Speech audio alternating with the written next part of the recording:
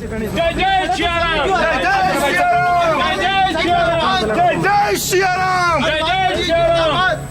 नरेंद्र दामोदर दास मोदी, जिनका व्यक्तित्व इतना प्रभावशाली है कि उनकी एक आवाज से पूरा देश एक्शन मोड में आ जाता है। पिछले 10 सालों में प्राइम मिनिस्टर नरेंद्र मोदी विश्व स्तर पर भारत को इतनी ऊंचाइयों पर ले गए हैं कि आज हमारे देश को दुनिया की 5 महाशक्तियों में से एक गिना जाता है। लेकिन क्या आपने कभी सोचा है कि इतने महान व्यक्ति के चरित्र का गठन कैसी परिस्थितियों में हुआ होगा? नरेंद्र मोदी और अमित शाह की मुलाकात कैसे हुई थी? आपातकाल के खिलाफ आंदोलन के दौरान कैसे उन्होंने भेष बदलकर 2 सालों तक अहमदाबाद पुलिस की नाक में दम कर रखा था? और गुजरात के उस नवनिर्माण आंदोलन में 23 वर्षीय नरेंद्र मोदी की क्या भूमिका थी, जिसने केंद्र में मौजूद इंदिरा गांधी सरकार को हिलाकर रख दिया था? प्रधानमंत्री नरेंद्र मोदी की अनसुनी अनकही कहानियों के इस दूसरे अध्याय में हम उनके प्रारंभिक जीवन से जुड़ी कुछ ऐसी घटनाएं देखेंगे जो आपके मन में उनके प्रति सम्मान और भी बढ़ा देंगी। लेकिन उससे पहले नए दर्शक प्लीज वीडियो को लाइक और चैनल को सब्सक्राइब कर लें। मित्रों, 70 के दशक की शुरुआत में युवा नरेंद्र अहमदाबाद में आरएसएस मुख्यालय डॉक्टर हेडगेवार भवन में कार्यरत था। 20 साल की उम्र में नरेंद्र मोदी ने राजनीति को गहराई से समझना शुरू कर दिया था। इसी बीच आया साल 1973। गुजरात की कांग्रेस सरकार ने मेस बिल यानी कि हॉस्टल में खाने की कीमतों में 20% की बढ़ोतरी कर दी, जिसके खिलाफ 20 दिसंबर 1973 के दिन अहमदाबाद के एलडी इंजीनियरिंग कॉलेज के छात्रों ने आंदोलन छेड़ दिया। 23 वर्षीय नरेंद्र ने भी इस हड़ताल में बढ़ चढ़कर हिस्सा लिया। देखते ही देखते ये चिंगारी गुजरात में गरीबी, महंगाई, भ्रष्टाचार, कालाबाजारी और आर्थिक संकट के विरुद्ध ऐतिहासिक नवनिर्माण आंदोलन के रूप में भड़क गई। गुजरात के पढ़े लिखे युवाओं ने सरकार के भ्रष्टाचार के खिलाफ आंदोलन में जान फूंक दी। हर तरफ यही नारा गूंज रहा था, अगर सच कहना बगावत है तो समझो हम बागी हैं। जयप्रकाश नारायण जिंदाबाद, संपूर्ण क्रांति जिंदाबाद। राज्य के कई हिस्सों में पुलिस ने आंदोलनकारियों पर लाठीचार्ज भी किया और अनगिनत अरेस्ट भी किए गए। लेकिन 25 जनवरी 1974 के दिन गुजरात के स्टेट वाइड स्ट्राइक हो गई। नरेंद्र मोदी ने अहमदाबाद के कुछ इलाकों में चिमन भाई पटेल की सरकार के खिलाफ मोर्चे का नेतृत्व किया। उस दिन राज्य के 33 कस्बों में पुलिस और जनता के बीच टकराव हुआ और 44 कस्बों में कर्फ्यू लगा दिया गया। इस ऐतिहासिक आंदोलन में करीब 100 लोगों ने अपनी जान गंवाई, 3000 लोग जख्मी हुए और 8000 लोग गिरफ्तार किए गए। लेकिन ये बलिदान जाया नहीं गया। नवनिर्माण आंदोलन ने गुजरात को चिमनलाल पटेल की कांग्रेस सरकार को उखाड़ फेंका और ये गूंज केंद्र में इंदिरा गांधी सरकार तक भी पहुंची। करीब 1 साल तक गुजरात में प्रेसिडेंट रूल बना रहा, जिसके बाद फ्रेश इलेक्शन करवाए गए और 18 जून 1975 के दिन बाबू भाई पटेल की कांग्रेस सरकार बनी। लेकिन राज्य में कुछ बदलाव आए। उससे पहले यानी गुजरात इलेक्शन के सिर्फ 7 दिन बाद 25 जून 1975 के दिन इंदिरा गांधी सरकार ने देश भर में आपातकाल की घोषणा कर दी। भाइयों और बहनों, राष्ट्रपति जी ने आपातकाल की घोषणा की है। इससे आतंकित होने का कोई कारण नहीं है और कुछ मामलों में वैध रूप से निर्वाचित विधानसभाओं को विघटित करने के उद्देश्य से सदस्यों को इस्तीफा देने के लिए बाध्य किया गया। आंदोलनों से वातावरण भर गया, जिनसे हिंसात्मक वारदातें हुई। इमरजेंसी के दौरान नागरिकों के मौलिक अधिकार छीन लिए गए, प्रेस पर सेंसरशिप लगा दी गई और अखबारों को सरकार के खिलाफ एक भी शब्द छापने का अधिकार नहीं था। सरकार के इस तानाशाही से भरे कदम के खिलाफ गुजरात में ज्यादा आक्रोश देखा गया। विपक्ष के बड़े नेताओं समेत सरकार ने करीब 1 लाख पॉलिटिकल ओपोनेंट्स को गिरफ्तार करवा दिया, जिसमें अटल बिहारी वाजपेयी और लाल कृष्ण आडवाणी जी का भी नाम शामिल था।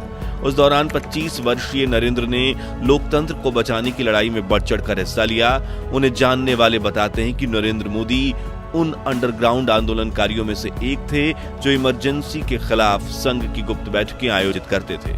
सरकार की सच्चाई को उजागर करने वाली पत्र पत्रिकाएं देश विदेश के लोगों तक पहुंचाते थे और आपातकाल का जमकर विरोध करते थे। अहमदाबाद की पुलिस नरेंद्र मोदी के पीछे पड़ी थी, लेकिन वो उनके कभी हाथ नहीं लगे, क्योंकि युवा नरेंद्र कभी साधु तो कभी सरदार का वेश धारण करके बाहर निकलते और हमेशा पुलिस की नजरों से बचकर अपना काम करते रहते। 21 मार्च 1977 केंद्र में मोरारजी देसाई की सरकार बनी और इमरजेंसी के इस काले दौर से आजाद होकर देशवासियों ने फिर खुली हवा में सांस ली। यह आपातकाल के दौरान आरएसएस के अहमदाबाद मुख्यालय का पूरा कामकाज संभालने के लिए नरेंद्र मोदी की खूब प्रशंसा की गई। अब वो विपक्ष के कई दिग्गज नेताओं की नजरों में आ गए थे, लेकिन अब भी काफी लंबा सफर बाकी था। आप में से काफी कम लोग ये जानते होंगे कि प्रधानमंत्री नरेंद्र मोदी को लिखना काफी पसंद है और आपातकाल के दौरान उन्होंने संघर्ष मां गुजरात नाम से अपनी पहली कविता लिखी थी, जिसमें उन्होंने आपातकाल के दौरान गुजरात के लोगों को पहुंचने वाले कष्ट और परेशानियों का जिक्र किया था। इस किताब का लोकार्पण खुद गुजरात के मुख्यमंत्री बाबूभाई जसभाई पटेल ने किया। ये पुस्तक इतनी लोकप्रिय हुई कि इसका हिंदी अनुवाद आपातकाल में गुजरात में लॉन्च हुआ, जिसके देश भर में हजारों लोग पाठक बने। आपातकाल के खिलाफ आंदोलन में नरेंद्र मोदी की भूमिका को वकील साहब ने खूब सराहा। वकील साहब 27 साल के युवा नरेंद्र मोदी को अपना बेटा मानते थे और उन्होंने उसे आगे की पढ़ाई करने की सलाह दी, जिसे मानते हुए साल 1978 में नरेंद्र मोदी ने दिल्ली यूनिवर्सिटी से बीए किया। अगले कुछ सालों तक नरेंद्र मोदी ने आरएसएस के कार्यकर्ता के रूप में गरीबों और पीड़ितों की काफी मदद की, जैसे कि अगस्त 1979 में मोरबी गुजरात के लोगों ने जीते जी नर्क का अनुभव किया था। दरअसल 11 अगस्त के दिन मोरबी की मुच्छू नदी पर बना बांध तेज बारिश की वजह से टूट गया। फिर घंटों तेज बाढ़ आई और लाखों लोगों के घर उजड़ गए और 25,000 लोगों की जान चली गई और हजारों लोग मलबे के नीचे फंसे हुए थे।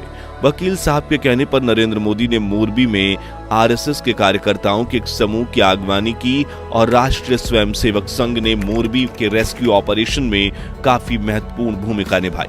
6 अप्रैल 1980 जनसंघ के नेताओं ने भारतीय जनता पार्टी का गठन किया और अटल बिहारी वाजपेयी बने पार्टी के पहले प्रेसिडेंट। मैं भविष्यवाणी करने का साहस करता हूं, अंधेरा छटेगा, सूरज निकलेगा, कमल खिलेगा। इस नई पॉलिटिकल पार्टी का पहला अधिवेशन मुंबई में हुआ, जिसकी जड़ से तो नरेंद्र मोदी और आरएसएस का काफी गहरा नाता था। लेकिन शुरुआत में नरेंद्र मोदी ने पार्टी की सदस्यता नहीं ली थी, बल्कि वो अगले 5 सालों तक अहमदाबाद में आरएसएस के प्रचारक के रूप में काम करते रहे। इसी बीच साल 1982 में 18 वर्षीय नौजवान अमित शाह ने भी आरएसएस की छात्र इकाई अखिल भारतीय विद्यार्थी परिषद ज्वाइन किया। तभी संघ की ऑफिस में ही इन दोनों की औपचारिक मुलाकात हुई, जिसके बाद आरएसएस की शाखाओं से जुड़े कई कार्यक्रमों में इन दोनों की मुलाकात होने लगी। और यहाँ मजेदार बात ये थी कि नरेंद्र मोदी और अमित शाह दोनों की विचारधारा में काफी समानता थी और मोदी जी अमित शाह की सोच से काफी प्रभावित थे। इसी तरह जान पहचान धीरे धीरे गाढ़ी दोस्ती में बदलने लगी और 1986 आते आते ये दोनों जय वीरू की तरह सच्चे दोस्त बन गए। उसी साल 6 दिसंबर 1986 को आरएसएस के तत्कालीन सर संघ संचालक बाला साहब देवरस के निर्देश पर नरेंद्र मोदी को भारतीय जनता पार्टी में भेजा गया। पिछले 16 सालों से गुजरात में संघ के कार्य को विस्तार देने में खुद को समर्पित कर चुके नरेंद्र मोदी अब एक नई राह पर निकल चुके थे। इस बात से अनजान की यही राह उन्हें दुनिया के सबसे बड़े लोकतंत्र का नायक बनाने वाली है। हालांकि उस मकाम तक पहुंचने के लिए युवक नरेंद्र को अभी भी 30 सालों का लंबा संघर्षपूर्ण रास्ता तय करना था। खैर, भारतीय जनता पार्टी ने नरेंद्र मोदी को संगठन महामंत्री के पद पर तैनात किया। उस वक्त नरेंद्र मोदी को एक राइट हैंड की जरूरत थी, जो गुजरात में भाजपा पार्टी को ताकतवर बनाने की रणनीति बनाने में उनकी सहायता करे। उन्होंने इसके लिए अमित शाह को चुना। अगले वर्ष 1987 में अहमदाबाद में म्युनिसिपल इलेक्शन होना था, जिसकी रणनीति और प्रचार की जिम्मेदारी नरेंद्र मोदी को सौंप दी गई। यानी अब ये चुनाव राजनीति में उनके इम्तिहान की घड़ी था। तब मोदी जी ने गुजराती में बस हव्वे तो भाजपा, यानी बस अब भाजपा के स्लोगन के साथ प्रचार करना शुरू किया। वो इस इलेक्शन को लेकर इतने समर्पित हो गए थे कि मोदी और शाह की जोड़ी रोज स्कूटर पर सवार होकर रोजाना अहमदाबाद के हर गली नुक्कड़ के चक्कर काटती थी और दोनों देखते थे कि भाजपा उम्मीदवारों के पोस्टर वगैरह सही से लगे हुए हैं ना। इस नगर निगम चुनाव में भाजपा को बड़ी जीत मिली और नरेंद्र मोदी को गुजरात में भाजपा का संगठन मंत्री बना दिया गया। मित्रों, गुजरात को भाजपा का गढ़ माना जाता है और शुरुआती दौर में इस पार्टी को गुजरात की सत्ता में लाने से लेकर देश भर में लोकप्रियता दिलवाने तक नरेंद्र मोदी ने काफी महत्वपूर्ण भूमिका निभाई। गुजरात में बीजेपी की जड़ें मजबूत करने के लिए नरेंद्र मोदी ने यात्रा की रणनीति का सहारा लिया था। उन्होंने किसानों के मुद्दे को लेकर वर्ष 1987 में न्याय यात्रा निकाली, फिर आदिवासी लोगों को उनका हक दिलाने के लिए वर्ष 1988 में लोक शक्ति यात्रा की अगवानी की और तो और सन 1990 में आयोजित हुई राम रथ यात्रा में भी नरेंद्र मोदी ने अहम भूमिका निभाई थी, जहां अयोध्या की पवित्र भूमि पर राम मंदिर के निर्माण की मांग के उद्देश्य से आडवाणी जी ने 12 सितंबर 1990 को ऐलान किया था कि मैं रथ यात्रा के जरिए 30 अक्टूबर के दिन अयोध्या पहुंचूंगा और 25 सितंबर 1990 से सोमनाथ से अयोध्या की रथ यात्रा शुरू होगी। उस दौरान नरेंद्र मोदी लाल कृष्ण आडवाणी के राइट हैंड बने।